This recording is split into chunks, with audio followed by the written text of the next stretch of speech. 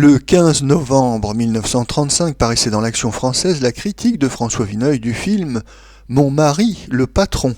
She married her boss. Texte intégral.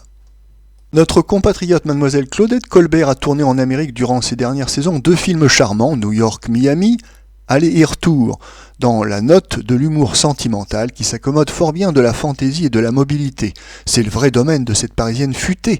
Elle y apporte un aplomb malicieux qu'elle a su rendre suffisamment personnel, un compromis aimable et très féminin entre le caractère de la Française et celui de l'Américaine. Aplomb qu'il abandonne d'ailleurs ou devient forcé quand on lui inflige des rôles dramatiques ou historiques à la façon de Cléopâtre. Son nouveau film qui paraît au cinéma de l'Avenue, une salle où les programmes sont judicieusement choisis, n'est pas tout à fait de cette veine capricieuse et mouvementée. Le titre, pour une fois, est bien explicite.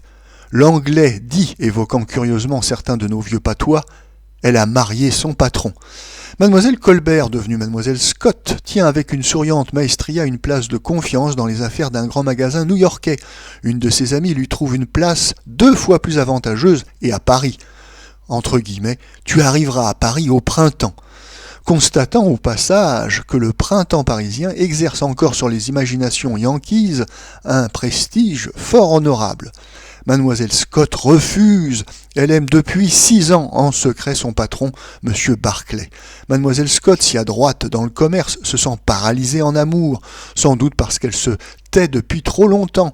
M. Barclay est de son côté un homme prodigieusement occupé, assez misanthrope, qui épouserait certainement sa secrétaire, d'abord pour ne pas perdre une collaboratrice précieuse, ensuite parce qu'elle est jolie à voir, mais serait bien incapable de lui dire « Grâce au concours efficace de l'ami nommé plus haut, ces 2 timidités peuvent cependant s'unir. » On voit que le film est d'un certain mérite puisqu'on s'y marie dès le premier quart d'heure, tandis que le propre des scénarios de série est de reculer durant 120 minutes cette cérémonie.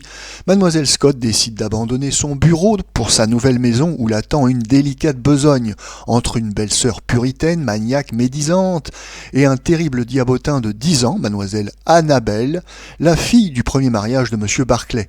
Mademoiselle Scott congédie les serviteurs insolents et malhonnêtes, entreprend le dressage d'Annabelle qui a décidé la grève de la faim et du silence pour fêter sa venue.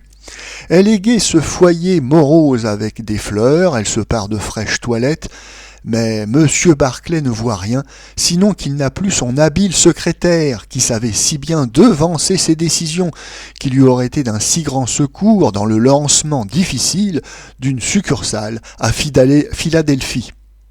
C'est le combat classique du business et des sentiments qui hante les littérateurs, les dramaturges et les cinéastes d'Amérique, mais qu'ils n'ont jamais été capables de creuser comme ils le mériteraient. Félicitons-nous qu'il ne s'y soit pas essayé une fois de plus dans ce film. Nous aurions vu Madame et Monsieur Barclay se jeter à la tête des théories sociales et économiques dans le goût d'un Bernstein yankee. Hollywood est poncif lorsqu'il prétend devenir profond. C'est un défaut fréquent lorsqu'on est jeune, comme le cinéma américain. Le film de l'Avenue fait pencher heureusement du côté de la comédie légère un débat qui menaçait d'être pesant. Toutes les scènes dans la maison Barclay sont excellentes, observées avec beaucoup plus de vérité que si l'on avait visé un drame psychologique. Il arrive même que le dialogue soit presque fin, parce qu'il reste dans les limites de cet humour laconique, à la fois discret et à l'emporte-pièce, qui est vraiment pour les anglo-saxons le langage le plus naturel. Ils sont parvenus à lui faire exprimer une infinité de nuances, et sa rapidité se plie admirablement aux moyens du cinéma. Le mot et l'image se complètent à chaque instant, ne se nuisent jamais. Mademoiselle Colbert est à ravir dans ce rôle de petite femme entendue, équilibrée, pratique et pourtant sensible, qui possède une tête et un cœur, mais sait les mettre en juste balance. Son tact semble avoir servi d'exemple pour la plupart des scènes. Les allusions à l'indifférence conjugale vraiment précoce de M. Barclay sont traitées avec une discrétion et un grain d'esprit qui arrivent même à les rendre plausibles. Nous sommes loin de l'insistance embarrassée et vaudevillesque qui est ordinaire au cinéma dans ce cas. Quand l'infernale Annabelle s'apprivoise grâce à cette jeune belle-mère, très ferme, mais qui sait l'amuser, on nous épargne cette sensiblerie de nurserie pour laquelle les anglo-saxons ont un déplorable penchant. Ce n'est rien. Mais le cinéma a récidivé si souvent qu'il lui suffit d'éviter une fois ses bourdes les plus fréquentes, et nous voilà tout aise, tout prêt à lui déclarer notre satisfaction. Il semble qu'au dénouement, les auteurs se soient trouvés un peu courts. Je ne m'explique pas vraiment le changement de ton subit de ce film, tenu jusque-là mezzo voce, côtoyant quelquefois la comédie de mœurs, et qui s'achève presque en farce. Monsieur Barclay rattrape sa femme au vol, à l'instant où il allait la perdre, pour tout de bon. Les époux vont sceller leur réconciliation et symboliser le triomphe de l'amour sur le business, en jetant une pile de briques dans les vitrines de leur magasin. Je veux bien que monsieur Barclay soit extrêmement éméché en cette circonstance, mais alors son geste ne compte plus, à moins que madame Barclay ne pense, ouvrez les guillemets, dans le whisky, la vérité, fermez les guillemets.